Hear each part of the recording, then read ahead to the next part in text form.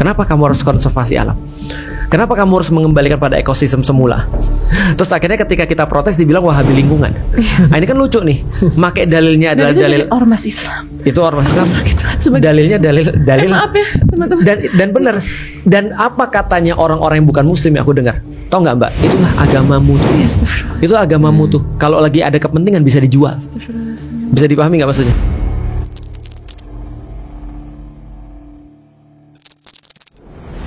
Teman-teman, sudah saya bilang podcast Meja Bundar ini akan mendatangkan narasumber yang sangat inspiratif dan pasti sangat luar biasa. Dan sehari ini kita kedatangan satu guru kita, sahabat kita juga, Masya Allah.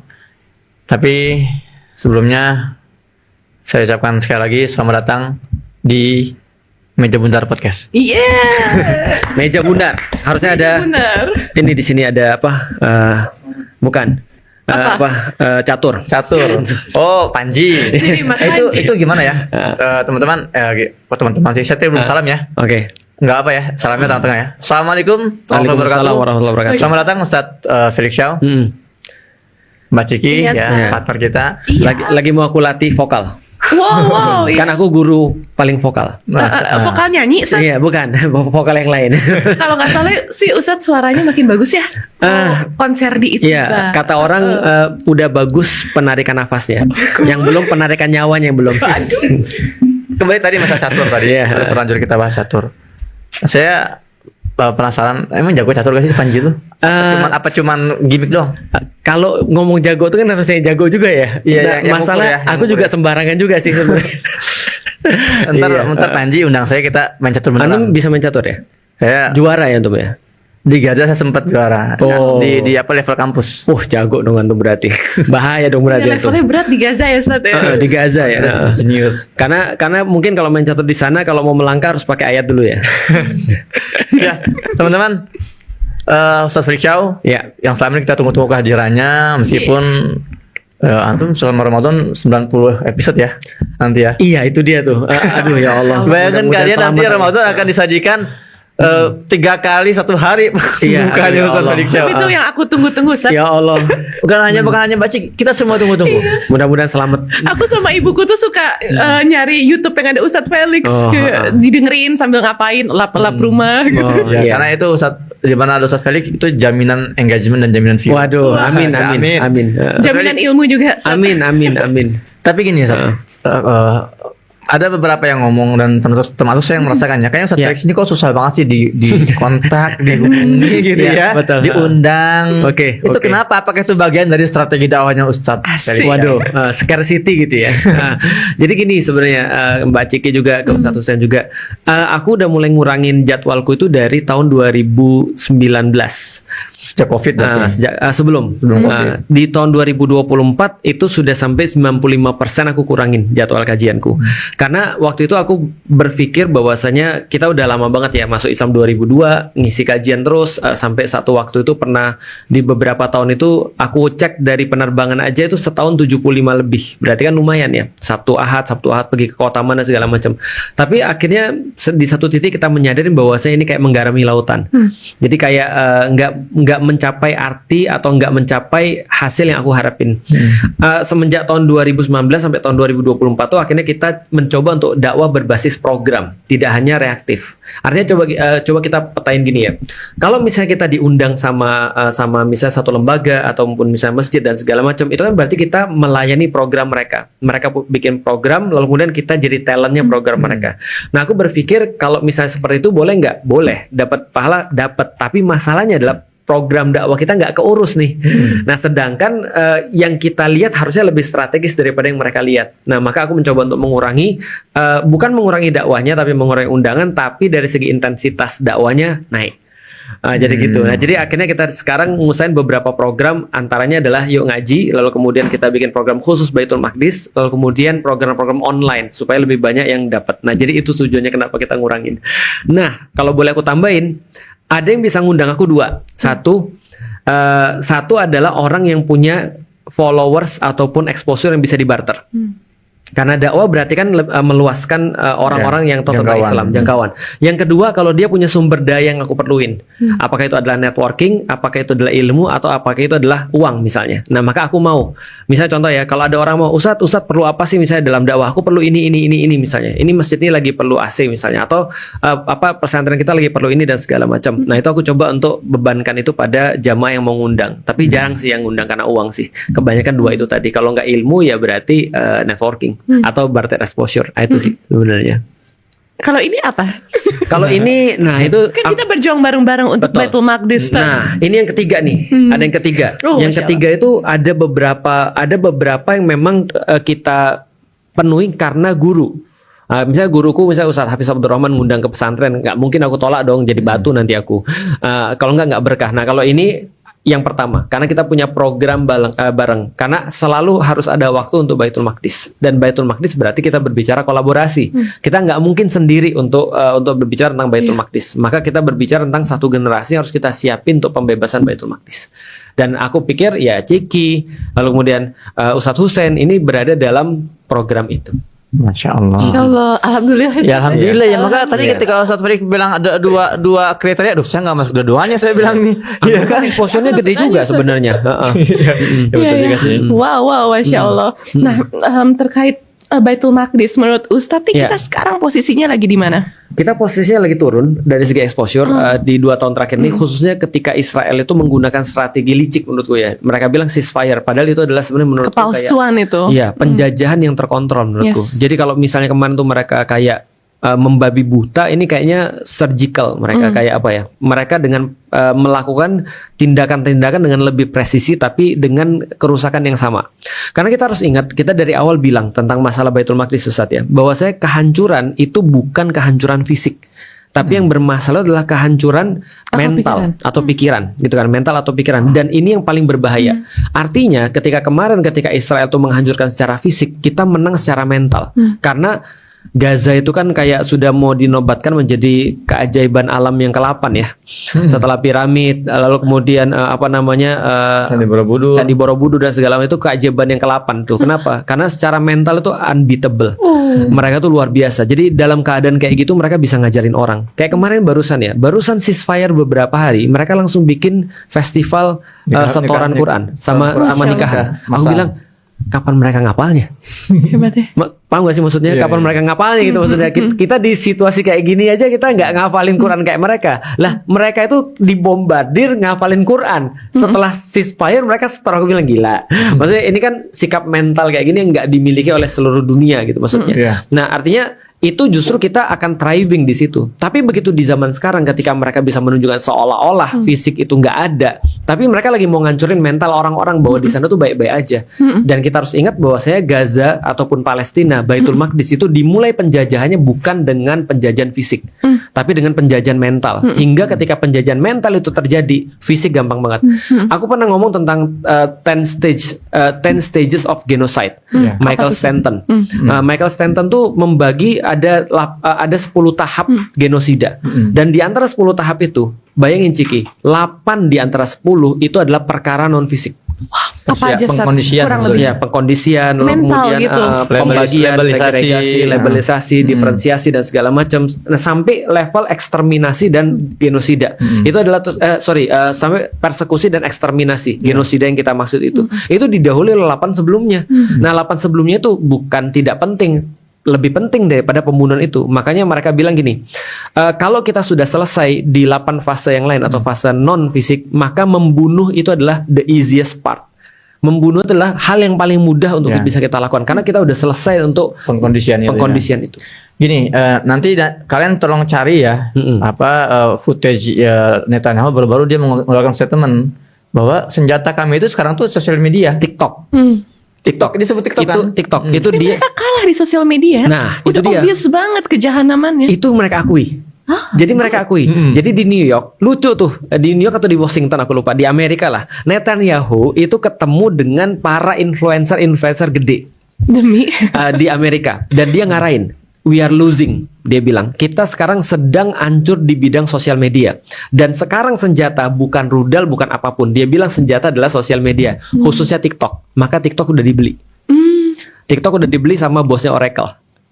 Lalu kemudian bosnya Oracle kan penyumbang terbesar secara individual ya untuk IDF, dan Iya, dia sangat iya. IDF sekali. Nah, dibelilah TikTok di Amerika, lalu kemudian diarahkan untuk itu. Sekarang di TikTok kalau misalnya Ciki misalnya posting tentang Palestina itu semacam kayak penolakannya jauh lebih banyak tuh daripada di Instagram. Oh, Wow. Karena banyak orang-orang mungkin sudah dipengaruhi di situ. Nah, TikTok itu sudah dibeli. Jadi gitu. Jadi memang mereka kata we are losing, dan mereka sekarang bertekad untuk memenangkan itu lagi. bagaimana dengan Instagram yang emang dari awal tuh aktif nge-ban gitu? Aku pikir Instagram memang dari awal sudah aktif nge-ban ya. Tapi balik lagi, sosial media itu adalah tentang masalah orang berapa lama mau di situ. Artinya kalau semakin lama orang mau di situ, mereka juga semakin untung sebenarnya. Artinya ini kayak love and hate relationship sih menurutku. Contoh kayak gini ya. Tapi itu tools perjuangan kita juga, Stat. Banget. Contoh kayak gini ya. Instagram selama masih bisa kita pakai sampai di ban gitu kan. Kan itu kan sudah aku hilang yang 5 juta. Ya udah kita pakai yang masih bisa kita lakukan untuk sampai di ban kan gitu kan. Ya namanya juga dagang di lapak orang gitu kan. Iya. Jadi ya wajar aja. Contoh kayak gini tanya ya. Menarik, Superman yang kemarin, film Superman. Film Superman itu kan yang produksi kan Warner Bros. Iya. Kita udah tahu Warner Bros ini afiliasi kemana. Tapi menariknya ceritanya itu diprotes sama orang Yahudi kan. Orang Yahudi protes. Kenapa Superman nolongin satu kelompok yang mirip kayak Palestina? Orang Amerika nanya lagi, lah kenapa lu protes? Dan kenapa lu harus dukung satu kelompok yang justru bunuhin anak-anak kan gitu kan maksudnya di film itu bukan di kenyataan kan lucu.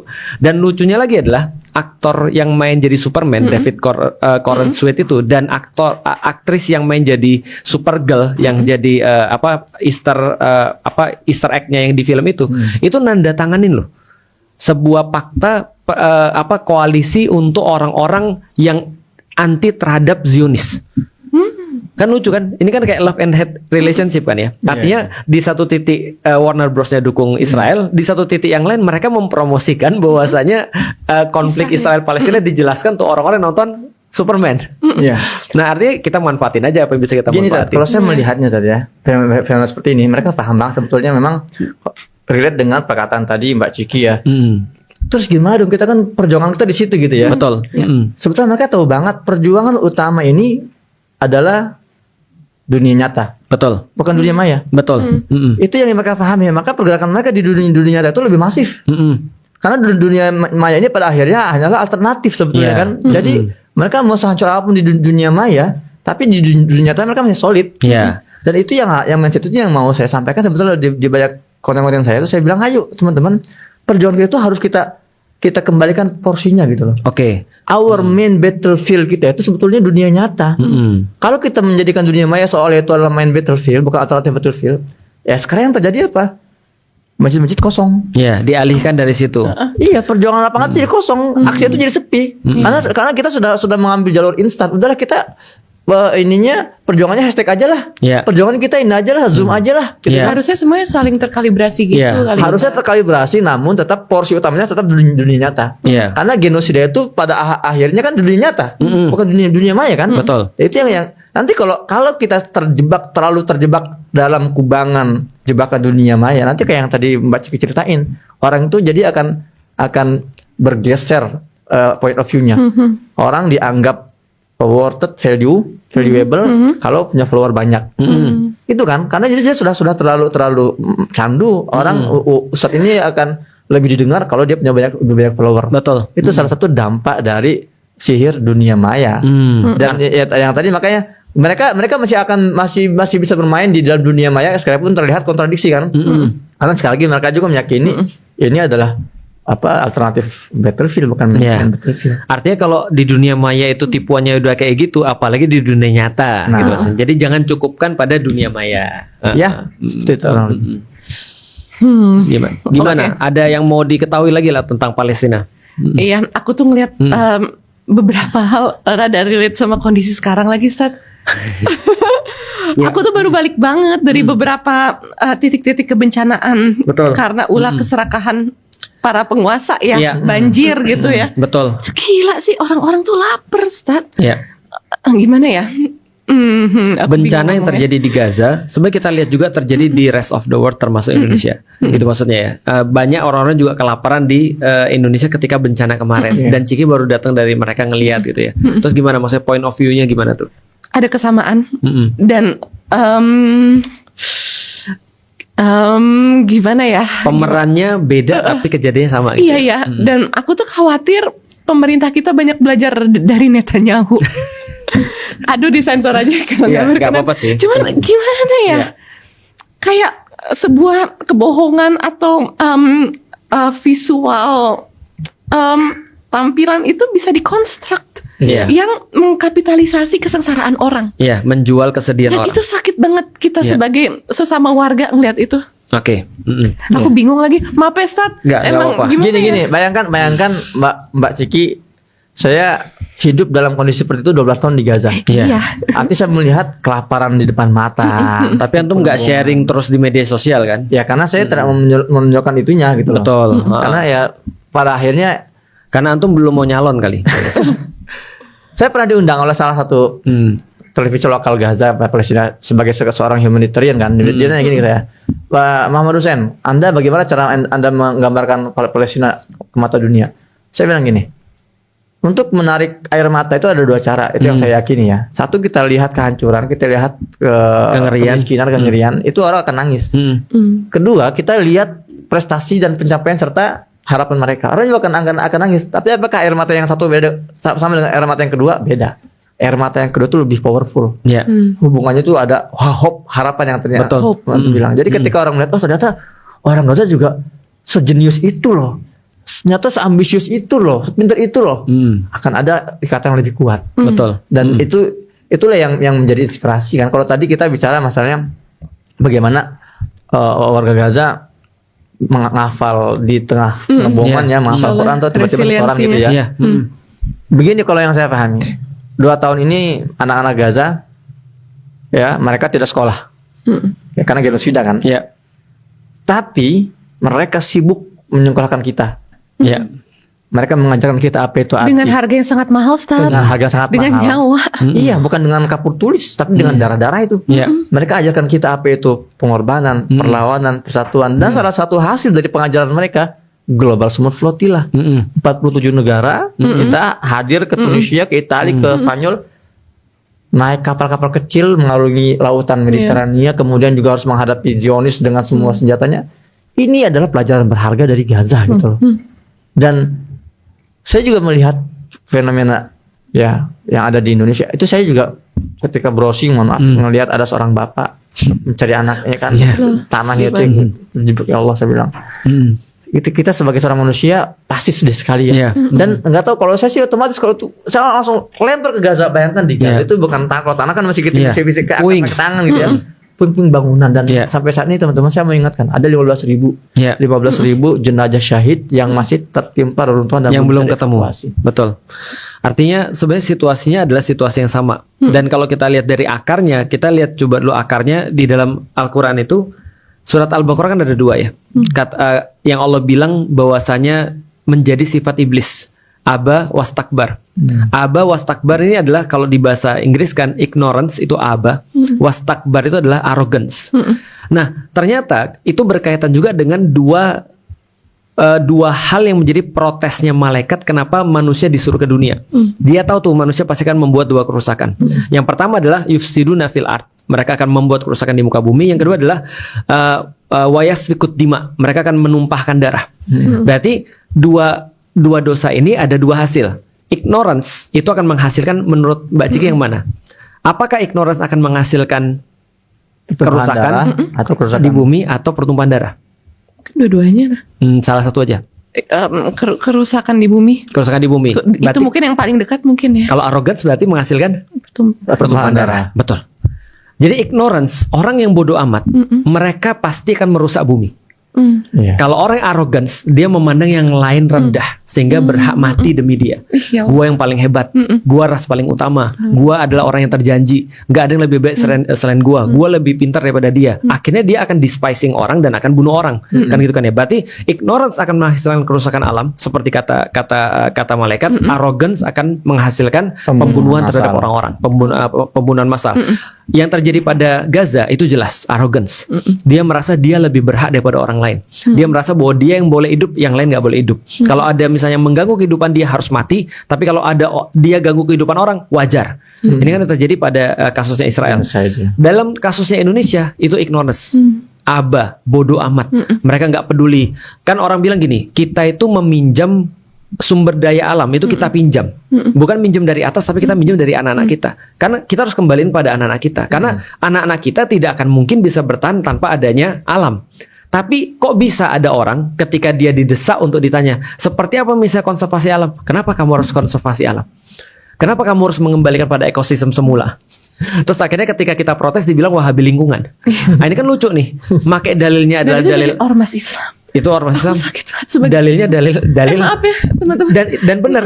Dan apa katanya orang-orang yang bukan muslim yang aku dengar? Tahu nggak Mbak? Itulah agamamu tuh. Iya, astagfirullah. Itu agamamu tuh. Kalau lagi ada kepentingan bisa dijual. Bisa dipahami nggak maksudnya? Karena mereka mungkin lagi ngomong tentang masalah tambang. Karena mereka terkait tambang, mereka harus bela dong kepentingan orang-orang yang nambang tanpa berpikir kerusakan yang dicapai. Nah, termasuk hasilnya adalah ketika habis daripada bencana, ada banyak orang-orang yang masuk ke dalam kamera lalu kemudian bertindak absurd dalam pandangan kita. Itu karena apa? Ignorance atau arrogance? Ignorance. Masa bodoh. Mereka nggak peduli tentang penderitaan orang. Yang mereka peduli apa? Gua mau nyalon lagi. Yang gua peduli adalah exposure, berapa banyak yang nonton. Yang Elektabilitas. betul. Yang mereka peduli adalah aku dapat apa dari sini, bukan yang mereka kasih. Karena kalau yang berfokus pada yang mereka kasih, coba antum bayangin. Kebayang nggak sih antum? Aku harus ngangkat misalnya beras, harus bersihin rumah orang, cuma di kamera doang. Merasa bersalah nggak sih aku ketika selesai? Aku cuma kayak gini doang. Itu betul. Aku aja jijik dengan diriku sendiri. Paham nggak sih maksudnya? Ibarat gini deh, kita datang ke aksi Palestina.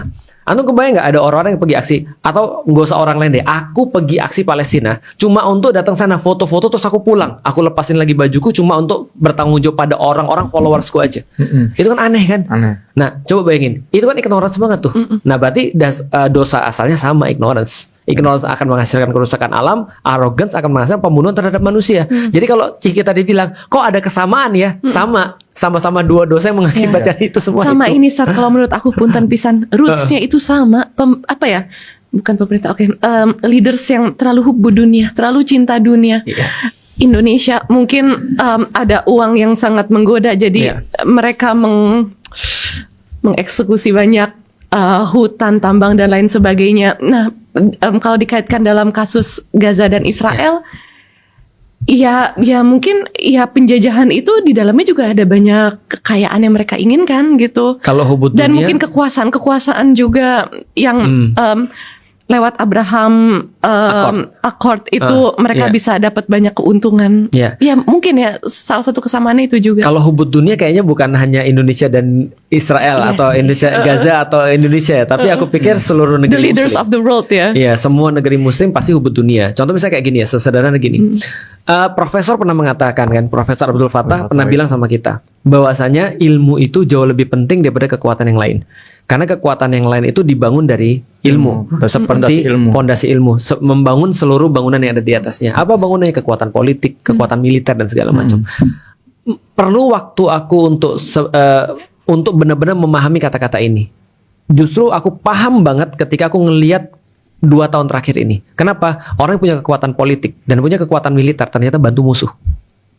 Karena ilmunya Karena nggak berdasarkan ilmu. Bayangin, sesama Mungkin Muslim. selain ilmu harus ada hati yang dilibatin. Nah, hati Sense itu. of humanity, sense of dan ilmu agama juga pastinya. Nah, problematikanya adalah, menurutku ya, sense itu akan mati seiring dengan kebiasaan.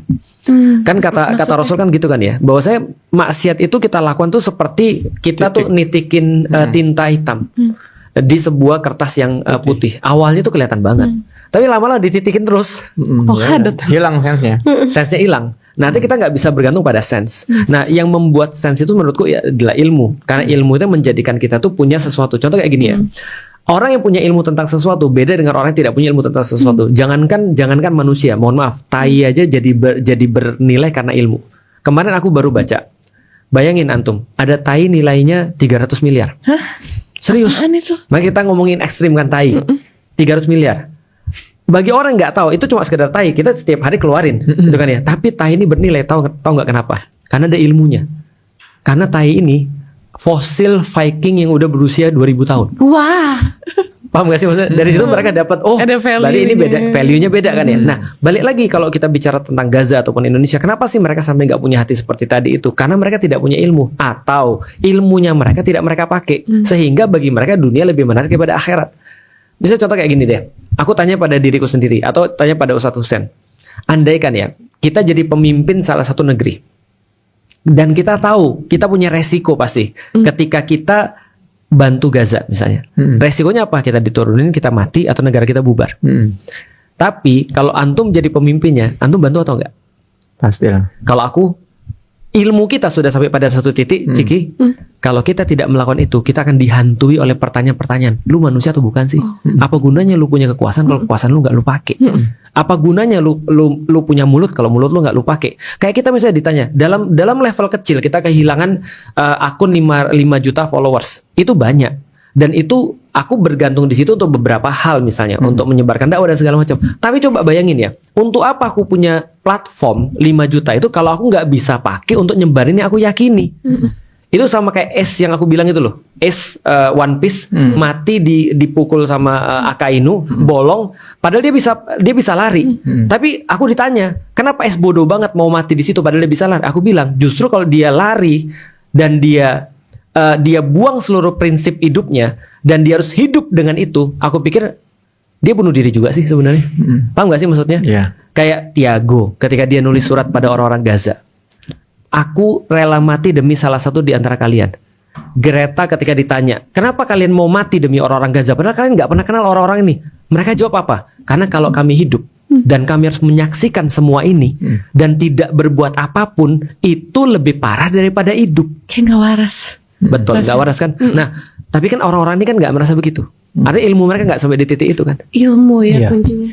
Kuncinya ilmu. Nah, berarti ilmu itu yang menjadi sesuatu yang penting banget, termasuk di Indonesia nih. Ilmu itu berlaku bagi para pemerintah atau penguasa, juga bagi para orang-orang yang dikuasai. Mereka dua-duanya perlu ilmu. Aku Dan lanjutin lagi. kompetensi nggak sih, Stat? Kompetensi Aku ngerasa menurutku- kadang beberapa hal tuh diurusin sama orang yang punten pisannya pemerintah kurang kompeten. Iya, itu hadisnya tuh.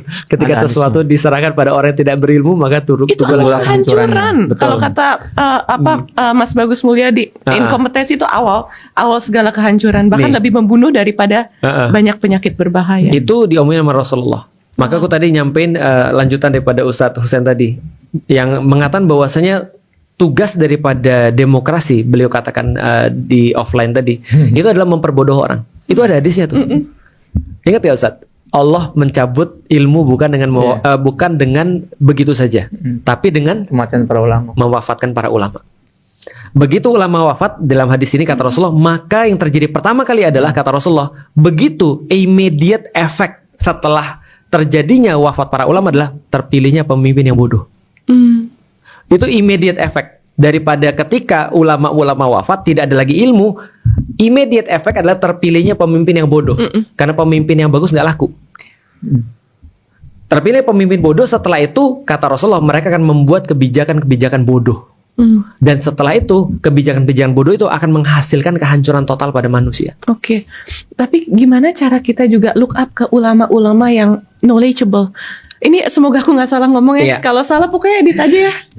Masalahnya ulamanya yang dianggap ulama ngomongnya untuk apa kalian mau Menurut konservasi aku- lingkungan? Iya. Nah, gini Sat. Ini karena aku lagi sensi aja sih, Stat. Baru dari tempat ya aku Iya. melihat dampaknya tuh Itu ngeri. bagus sih, Nah, namanya awareness. Iya, gimana ya ngomongnya ya? Jadi aku tuh ngeliat beberapa petinggi atau pemuka agama Agama. tuh ada esensi feodalismenya. Oke. Semoga nggak salah ya, Sat ya. Oh, itu benar. Tapi ada banyak juga yang masya Allah aku look up dan ilmu agamanya wow Iya. gitu ya. Yang bikin aku pengen menjadi pribadi yang lebih baik dari hari Iya. ke hari lain. Ya. Tapi kan orang tuh nggak semuanya bisa memilah. Ya, makanya gini Sat. Ya, Mbak Ciki. Dalam kaidah, bukan kaidah ya, dalam keilmuan Islam itu kan ada namanya taklim mutalim ya, atau ada bermuta'alim gitu. Ya. Kita ketika ingin belajar, ingin memilih ulama mana yang harus kita ikuti, itu ada kaidahnya itu. Nah, dan kaidah itu dirusak. Apa tuh, Sat? Aku kan nggak gitu Islami. Panjang. Belum tahu aku. Tapi saya akan sampaikan ini pandangan saya, hal yang Penting. menjadi antitesis dari apa Esensi pentingnya itu ya. apa? Nah, Gini, hari ini kalau kita bicara kriterianya banyak banget ya. Apa sih adab-adab kita mulai belajar itu kan? Dari mana? Tapi saya ingin bahas hal yang jadi antitesis adab itu. lagi-lagi mohon maaf, saya harus kembali ke permasalahan media sosial. Itu yang juga digunakan oleh musuh-musuh kita dalam mengacaukan pikiran kita.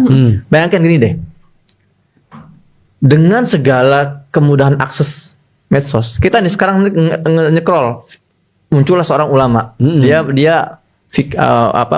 spesialis di fikih Hanafi misalnya kan. Dia dengar, oh bagus ya, kemudian muncul lagi scroll setelahnya ulama lagi tapi mazhab yang lain, mazhab yang lain, ada Salafi, NU. Jadi orang itu dibuat kacau pikirannya, harus dengar yang mana. Dan masalahnya kita ini sekarang gitu kan, saking kita ingin instan, udah kita belajar di medsos aja. Padahal pada hakikatnya kita sedang merusak pikiran kita. Jadi itu juga akhirnya membuat kesan buruk Islam itu seperti ini loh. Karena banyak dari kita menggantungkan pelajaran itu melalui jalur-jalur medsos. Padahal kalau kita melihat sebetulnya belajar yang benar tuh seperti apa sih? Ya halakoh, talaki, face to face di masjid. Itulah yang lebih aman dan terjaga. Tapi kita kan ke masjid jarang, tapi fokusnya ngambil ilmu. Nah, ini kita akan tersesat pada pencarian kita sendiri, gitu loh. Nah, kemudian gini Sab, tadi ketika kita membahas masalah kembali masalah kehancuran di Gaza dalam surat Ar-Rum ayat 14 ayat 41 Allah sudah berfirman, "Dhaharul fasadu fil barri wal bahri" itu kan bima kasabat aydin nas. Itu sudah menjadi pakem dari awal kan.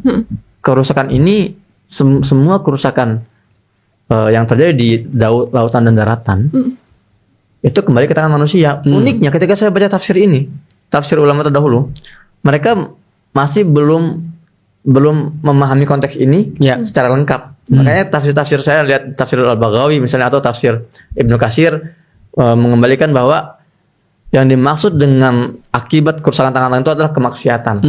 Sebatas itu. Karena dulu mereka nggak kepikiran akan ada penambangan ilegal lagi yang benar-benar bisa menghasilkan kerusakan semacam ini. Itu makanya seolah-olah ketika saya membaca ayat ini kemarin, ini ayatnya kayaknya turun untuk hari ini gitu loh. Turun untuk kita hari ini. Bayangkan 14 abad yang lalu sudah dijelaskan, tampaklah kerusakan di lautan dan di daratan disebabkan tangan-tangan manusia. Ya, kenapa? Agar mereka merasakan lagi inilah perbuatan kalian dan agar kita kembali kepada kebenaran. Luar biasa sekali gitu loh. Artinya baik itu kerusakan yang ada di Palestina, kerusakan yang ada di Indonesia, sama. Iya. Kembali kepada ketidakpahaman atau kebodohan kita. Dan uniknya lagi, Mbak Ciki tahu ya, Black Eyed Peas ya? Iya, band itu ya, rapper. Saya termasuk orang yang sering mentadaburi Al-Quran dan mentadaburi lirik-lirik. Luar biasa. Rapper. Iya. Culture ya. Gini, ada kata-kata gini misalnya, lack of understanding leading us away from unity.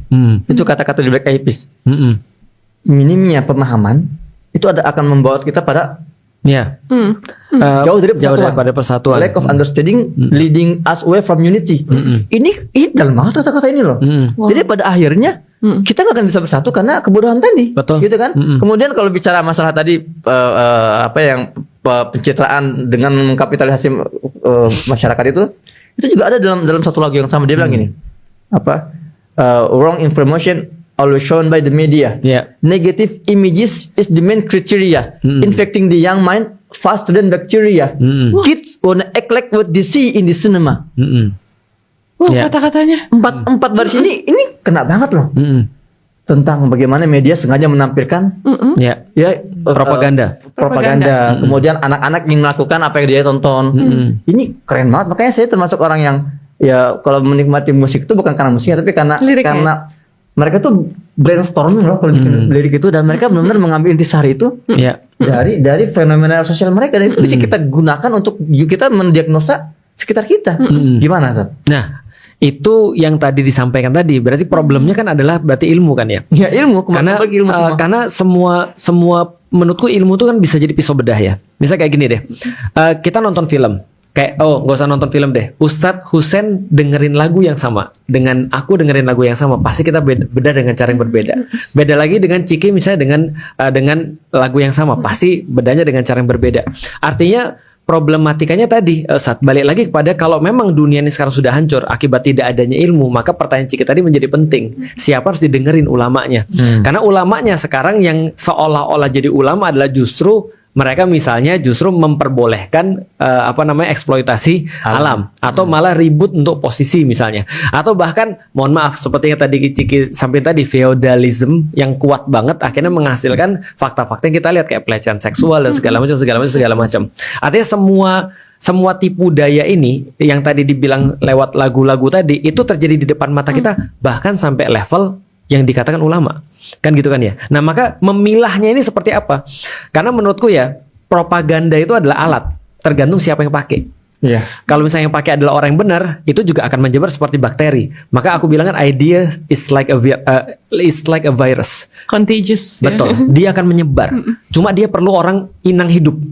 Karena ide itu nggak bisa di dalam buku kan, Yeah. kan kita bukan kutubun mutaharikun, bukan kitab-kitab yang bergerak, tapi ide itu ketika masuk ke kepala orang yang hidup, dia baru bisa nyebar. Nah, itu idea is like a virus. Jadi, nah pertanyaannya, masalahnya ide yang buruk ini sampai bahkan pada orang-orang yang hidup yang harusnya mencontohkan kebaikan, ulama. Nah, untungnya aku adalah motivator, jadi tidak terpengaruh dengan itu sih sebenarnya. Nah, artinya kalau aku mau ditanya misalnya, seperti apa kita memilih ulama? Yang sudah pasti ya. Ini adalah standarnya. Innama yakhsyallaha min ibadihil ulama. Sesungguhnya ulama itu definisi yang Allah sampaikan adalah orang yang paling takut dengan Allah. Artinya ilmu, lucu lagi coba ya. Kenapa orang bisa takut? Udah tahu efeknya akan seperti apa? Bukan. Atau? Justru orang takut karena dia nggak tahu.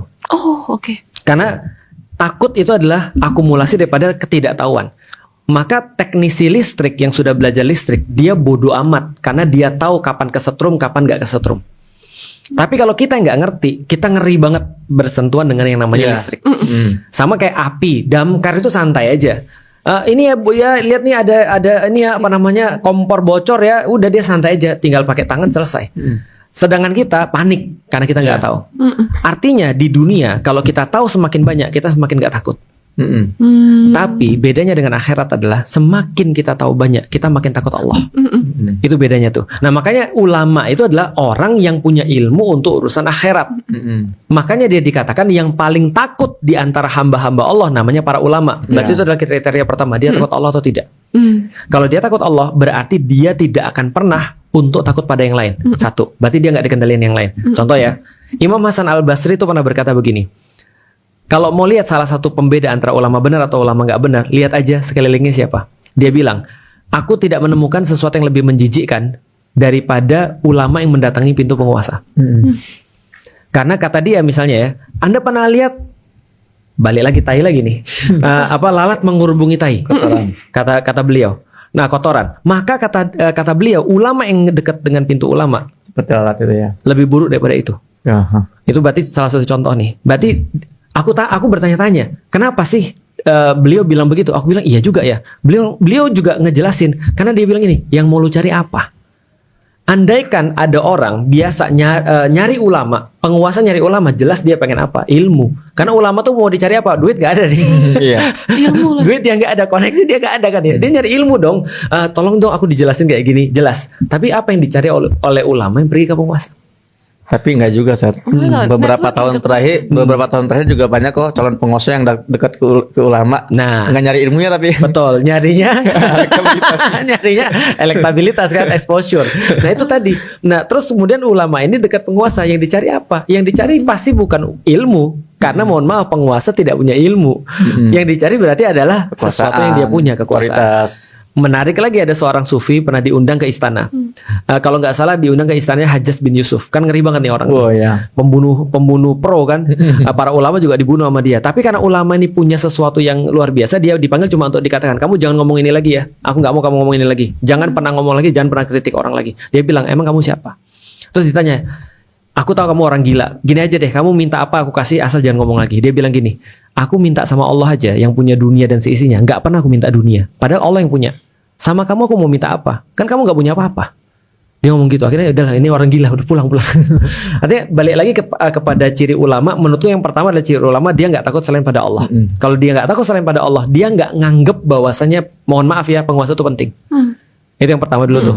Nah, berarti kalau ada misalnya mohon maaf nih ulama-ulama yang dia senantiasa berdiri di pintu penguasa, aku nggak tahu dia mau cari apa.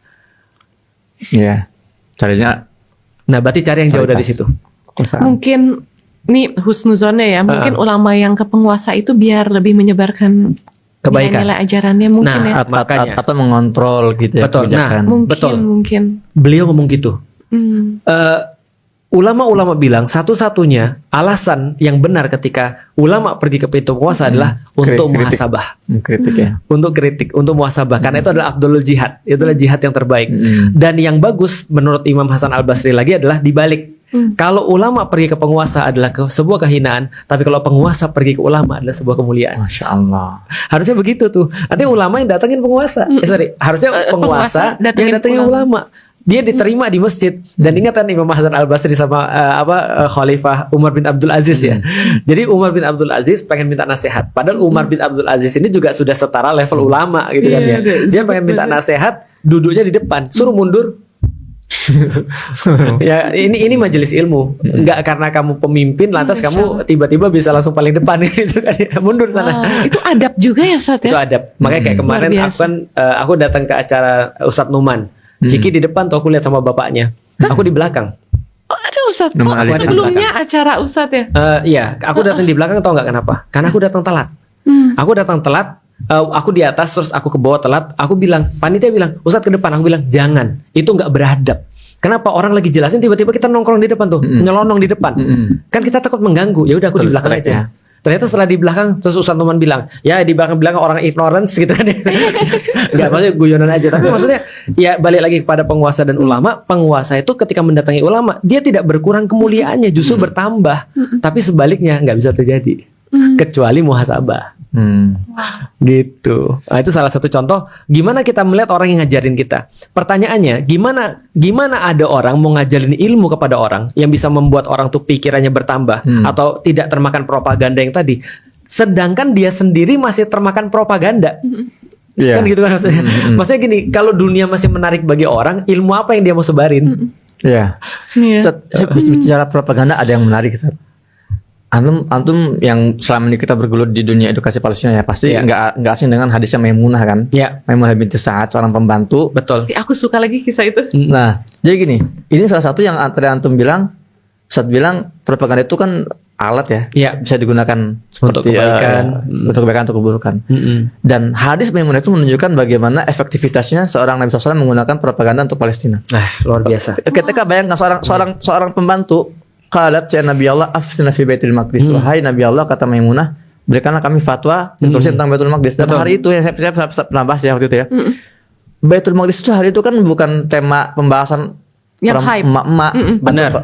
atau seorang pembantu. Iya. Kok bisa loh seorang pembantu ngebahas Ngomongin geopolitik? itu. Iya, bukan kayak drama ya. Iya, sekarang kan apa sih yang lagi dibahas oleh emak-emak paling masalah perceraian, masalah Tumblr. selingkuhan gitu kan, masalah Tumblr kan.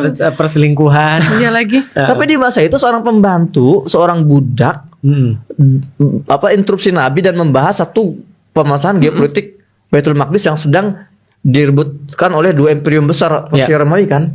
Setelah saya diskusi dengan Profesor Abdul Fattah Waisi, masalah ini kok bisa ya Prof ya? Apa dia bilang? Itulah keberhasilan propaganda Nabi SAW membawa Baitul Maqdis sampai menjadi bahan pembicaraan Iya. sekelas para pembantu. Jangan Betul. pembantu artinya apalagi apalagi para sahabat-sahabat besar, Betul. para sahabat-sahabat muda gitu Betul.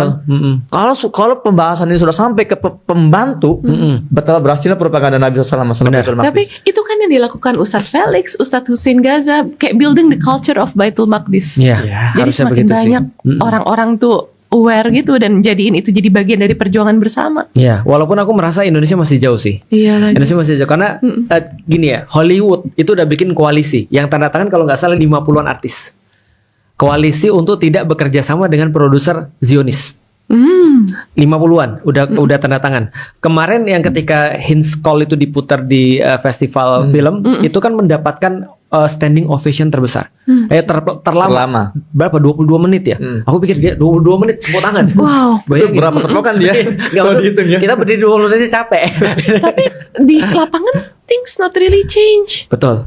Tapi setidaknya kita Paling lihat nggak awareness-nya ya, Stat. awareness-nya luar biasa. Iya, Gak usah Masya Allah. jauh-jauh. Di Malaysia itu artis-artis yang peduli Palestina openly speaking itu lebih banyak daripada di Indonesia. Pertanyaanku, kenapa di Indonesia nggak sebanyak itu ataupun kayak di Hollywood?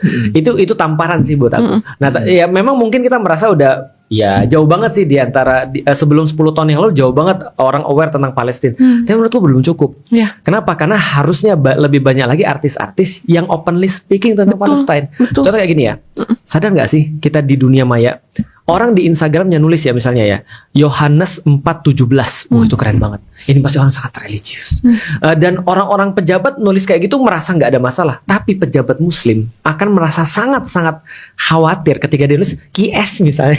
Itu kan ya 2 ayat 30 misalnya atau berapa itu dia khawatir banget tuh. Kenapa? Karena Kenapa di khawatir? Indonesia dikembangkan seolah-olah lu nggak boleh Islami. Oh, Lu nggak boleh Islami, lu nggak boleh terlihat Islami karena itu berbahaya bagi tapi karir. menuju pemilu banyak yang Islami. Nah, cuma pakai peci doang. Apakah Muslim itu identitas. captive market yang menjanjikan? Iya, itu satu. Yang kedua, tapi Muslimnya captive market, tapi Islamnya justru adalah kartu mati Aduh. di Indonesia. Nah, mengubah ini nggak mudah. Nah, makanya kita pikir iya, memang kita lakukan itu, tapi tugas kita masih panjang sih. Gimana caranya membuat artis-artis itu FOMO dulu? Aku tahu FOMO itu adalah tidak cukup lagi, tapi setidaknya itu aja belum bisa kita lakukan. Membuat artis-artis FOMO itu belum bisa kita lakukan. Contoh ya. Semakin lama aksi Palestina semakin dikit. Seperti yang sudah kita tahu. Kenapa? Karena tadi ya, kalau Ustadz Hussein tadi bilang, tolong jangan berhenti di media sosial karena peperangan sesungguhnya terjadi di dunia nyata. Artinya kalau kita kalah di dunia media sosial, kita kalah juga lebih parah di dunia nyata. Karena propaganda mereka itu lebih banyak di dunia nyata daripada di media sosial. Kalau media sosial yang propagandanya nggak seberapa aja kita kalah, apalagi di dunia nyata. Aku pikir andai kan artis-artis ini ikut FOMO juga, sebagaimana kasus FOMO yang terakhir itu adalah kasus kayak All Eyes on Rafah. Semua orang merasa harus ngomong, kalau nggak dia merasa kayak 17/8. Itu semua artis harus ngomong tuh. Kalau dia nggak ngomong, dia pasti dibilang lu buzzer pemerintah. Nah, gimana caranya menjadikan ini nih? Iya betul. Bahwasanya menyebut bahwa aku pro Israel atau I'm siding with Israel itu malu. Malu. Gimana caranya tuh? Nah, itu yang lagi kita pikirin sekarang. Jadi Tapi kita sekarang on the way ke sana, the On the pendulum way. is swinging. Sekarang Iya. orang tuh kalau udah dukung Israel tuh malu. Betul. Setidaknya nggak Paling nggak berani mereka ngomong. diem. trendsetternya gimana kita menjadi trendsetter, dan ini sebetulnya Sat, fase ini itulah fase yang sudah dapat tuntunan dari wahyu. Betul. Wow. Makanya kan dalam surat Al-Isra ayat 7 kan Allah sudah jelaskan kan, Ya, 3 step kehancuran Zionis itu kan dengan pertama liyasu wujuhakum, betul. dengan terbongkarnya fakta-fakta kebobrokan Image-nya. image-nya Bani Israel. Dan kita sekarang sedang dalam proses ini kan. Ya. Harusnya kita kalau kita paham sebagai umat Islam menjadikan Al-Quran sebagai pedoman, maka kita nggak perlu lagi meraba-raba kita ngapain nih. Betul. Kita sekarang fokus di situ. Ya. Menjadi bagian dari first step of 3 steps ini kan. Ya. Sambil kita juga mempersiapkan step kedua. Ya. Dia dukhulul masjid kama dakhalu awwala marrah, masuk ramai ke Masjidil Aqsa. Itu keren banget loh. Betul. Jadi ketika kita sudah mendapatkan spoiler langsung dari langit ya, bagaimana mengantisipasi fenomena hari ini. Dan juga ketika saya tadi mengatakan bagaimana kita harus berjuang di media dunia nyata, itu juga kan landasannya bukan karena riset dan bacaan-bacaan saya, tapi Yeah. Al-Quran. Ya. Makanya dalam surat Al-Isra ayat 1 Allah menyebutnya minal masjidil haram Ilal Ilal Masjidil Masjidil Aqsa. Masjidil Aqsa, dari masjid ke masjid kan. Bukan nama kotanya tapi masjidnya ya. Masjidnya ini hubungan antara Utama masjid itu masjidnya ya. dan untuk membangun algoritma dunia nyata, memang kalau kita ya dari masjid atau masjid itu, jadi bagaimana masjid ini kita kembalikan lagi fungsinya. Disitulah nanti kita akan membangun algoritma dunia nyata, dan disitulah kita akan bisa membentengi diri kita dari propaganda dunia nyata selain dunia maya. Nah, berarti PR-nya ada di Ciki nih sekarang. Nah, nih. kok aku Karena gini. rame-rame Sat, aku berasa beban ini. Kan gini, ulama dan motivator. Ulama dan motivator itu tugasnya kan memberikan Saya ilmu dan aktivis, motivasi. saya bukan Lah, aku ngeliat Ustadz Felix kayak ulamanya Ustadz gitu. Aku motivasi aja. Ini Pinter banget gitu Ustadz Felix sama aktivis dan Ustadz Hussein motivasi Gaza. misalnya ya. Nah, itu kita bertugas memberikan fondasi. Tapi ingat, untuk membuat FOMO itu kita perlu artis. Ya. Untuk membuat FOMO kita perlu artis. Contoh ya, kalau kita bicara tentang azan, konsepnya itu Rasulullah. Yang ngasih teksnya sahabat yang lain, tapi konsepnya Rasulullah nih. Tapi yang eksekusi Bilal, bukan Rasul yang azan.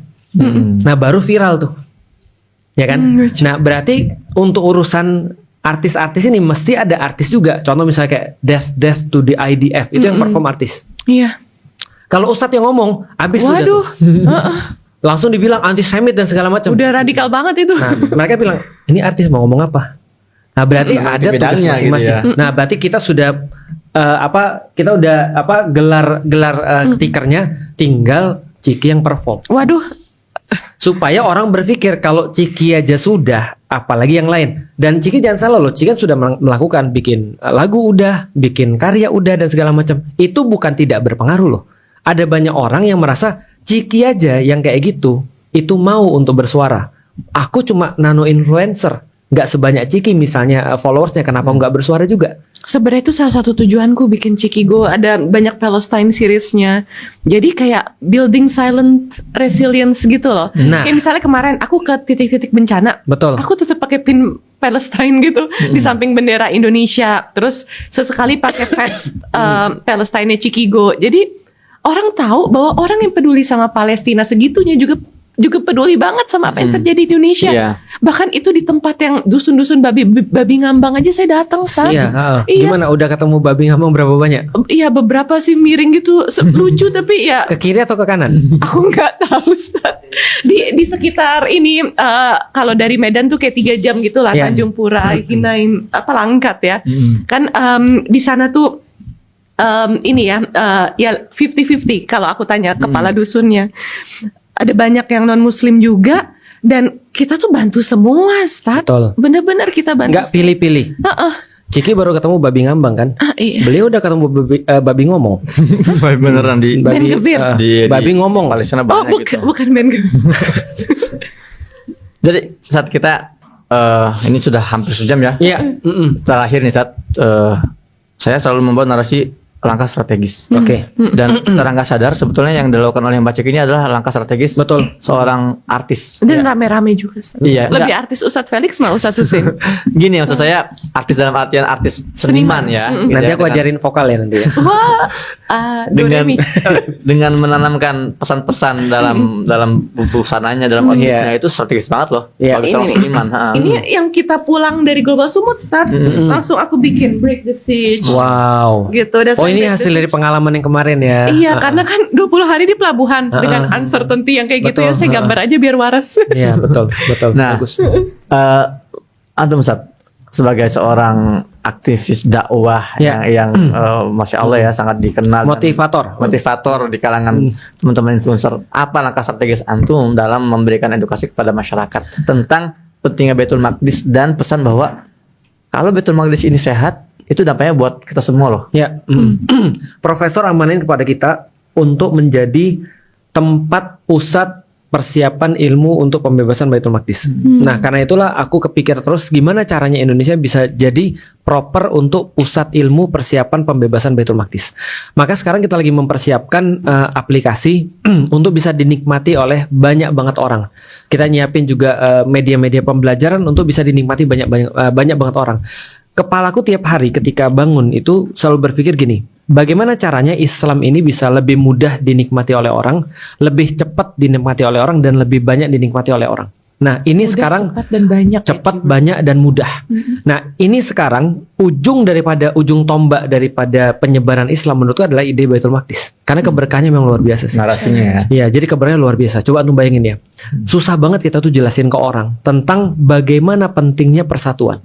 Tapi lewat Baitul Maqdis yang jelasin ke kita itu bukan ustadz lagi. Yang jelasin ke kita orang yang bahkan bukan muslim.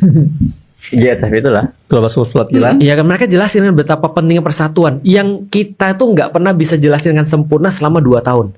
Nah artinya menurutku keberkahan inilah yang harus kita jalanin. Gimana caranya agar orang tuh lebih cepat, lebih banyak, dan lebih mudah paham tentang Baitul Maqdis. Maka kita buat buku, kita buat video, kita buat segala macam untuk di bidang. Jadi aku berusaha untuk menyesuaikan diri dengan amanah profesor untuk jadi pusat ilmu persiapan pembebasan Masya Baitul Allah. Maqdis. Dan Ummu Alila juga ya, Masya Allah. Nah, Modern. makanya setelah itu kita cuma tadi gelar tikar. Setelah itu yang perform adalah Dan teman-teman lainnya ya tugas kayak ada Ciki. beban. Iya, semua pasti punya beban. Dan orang-orang yang hidup adalah orang yang punya beban. Masya Allah. Saat saya kan Safri Dakwah nih nggak berhenti ya. Iya. Saya nggak belum sampai ke level antum yang mempersiapkan program, meskipun ada pun program yang sedang saya persiapkan. Iya. Dan teman-teman saya ini para istilahnya tim saya tuh sering bertanya, Ustaz, antum mau nggak sakit-sakit Ustaz ya? Nah, Saya keliling sana sini itu ya. iya. Saya pun nggak tahu kenapa saya nggak sakit ya. Apa karena emak saya safarin nenek saya 5 kali terus mendoakan saya Doain gitu gitu. kan? Biasa. Nah, itu pertanyaan itu saya tanyakan lagi ke profesor sekitar sepekan yang lalu. Beliau kan lagi ada di nginep di hotel di depan rumah saya nih di Iya. Lakeland ya.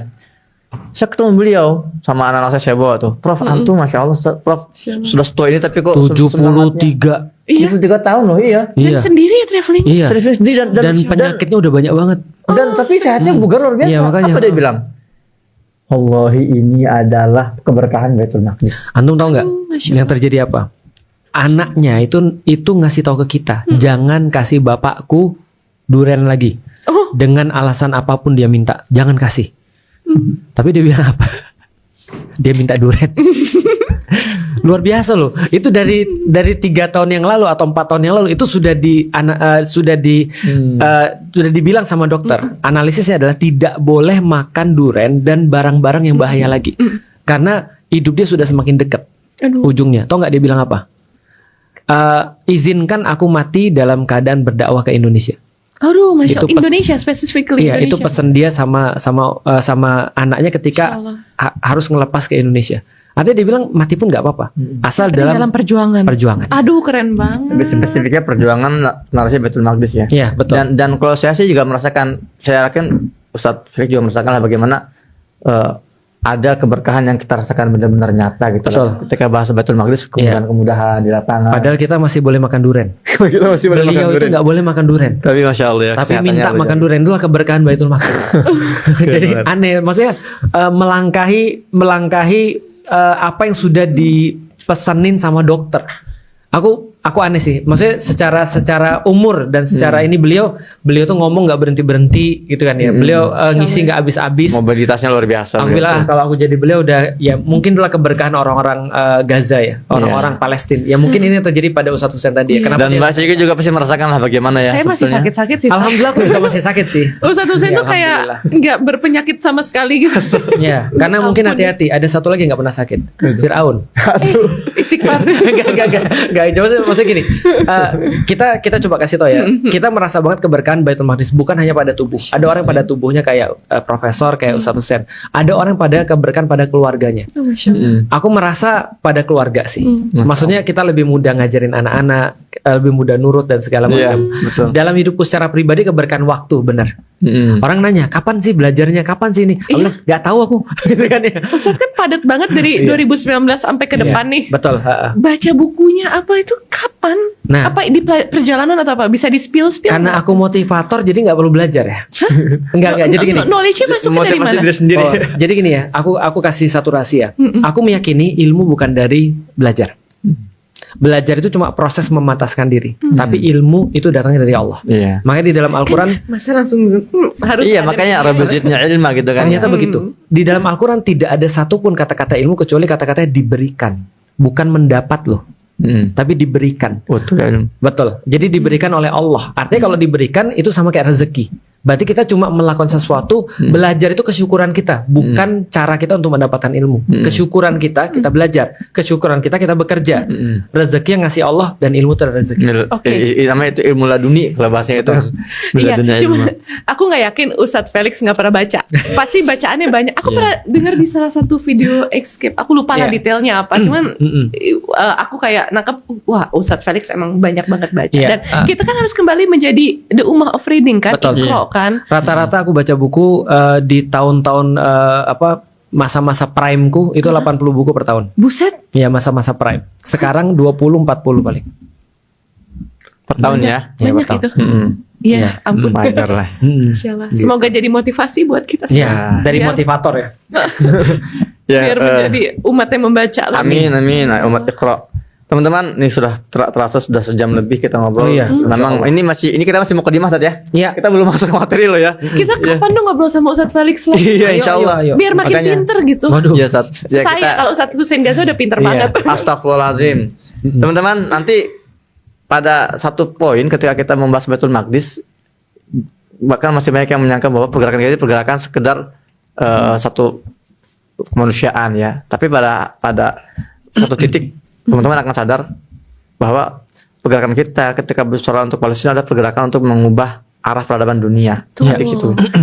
Dan masih banyak sekali yang ingin bisa kita bagikan kalau sudah ada narasumber seperti Ustaz Insyaallah, Felix ya, kemudian Mbak Ciki Kayak juga. we are building the civilization ya. Amin. Ya, tapi itu semua nggak bisa kita habiskan dalam satu episode, dan Ustaz Felix juga banyak kesibukan, Mbak Ciki juga. Yang penting teman-teman, kita sangat bersyukur hari ini kita bisa mendapatkan banyak sekali ilmu dan motivasi serta pengalaman dari Ustaz Felix di Meja Bundar Podcast ini. Semoga ini bukan yang terakhir saja. Kita Amin. harap ini menjadi satu tangga-tangga yang akan kita bangun ke depannya. Amin. Ya, demikian untuk episode kali ini. Terus support Meja Bundar Podcast dan nantikan lagi narasumber yang inspiratif dan juga memberikan kita ilmu tambahan. Demikian, sampai jumpa di konten selanjutnya. Terima kasih Ustadz. Terima kasih Mbak Ciki. Iya. Mbak Ciki kan emang tuan rumah di sini ya. Saya nemenin doang. Assalamualaikum warahmatullahi wabarakatuh. Waalaikumsalam. Waalaikumsalam.